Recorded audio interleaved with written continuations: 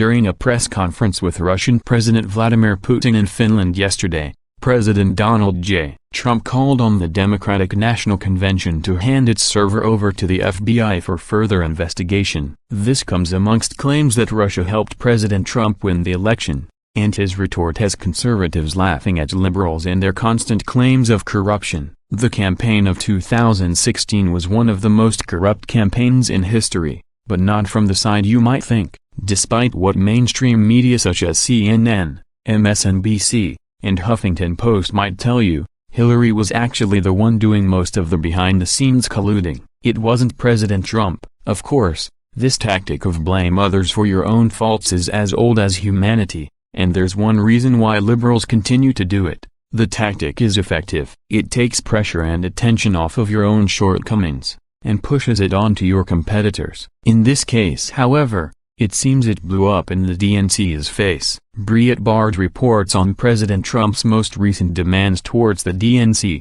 Associated Press reporter Jonathan Lemire asked Trump if he believed U.S. intelligence agencies that say Russia interfered in the election or Putin's assertion that Russia did not, and if he would denounce that interference and tell Putin to never do it again. Trump said he had confidence in both parties but added he would like to see the DNC hand over its server. "I will say this, I don't see any reason why it would be Russia, but I really do want to see the server," he said. The DNC refused to turn over its server to authorities, and, instead, had a private company, CrowdStrike, examine it for forensic evidence. CrowdStrike attributed the hacking to two Russian groups, Fancy Bear and Cozy Bear. Trump added that he wanted to see the House Democratic Caucus server handled by Debbie Wasserman Schultz's former IT aide, Imran Awan, who went missing. Many have wondered if he was taken out after performing shady government business, which is something that's definitely happened in the DNC before. He asked a very poignant question to the liberal reporter: what happened to the servers of the Pakistani gentleman that worked on the DNC? Where are those servers? They're missing. Where are they? He asked. Of course, no liberal had a good answer, and that's because there isn't one. The DNC is rife with corruption, and everyone knows it. What happened to the servers of the Pakistani gentleman that worked on the DNC? Where are those servers? They're missing. Where are they? He asked. He also asked what happened to the emails from Clinton's homebrewed email server that she said were personal and could not be recovered. 33,000 emails gone.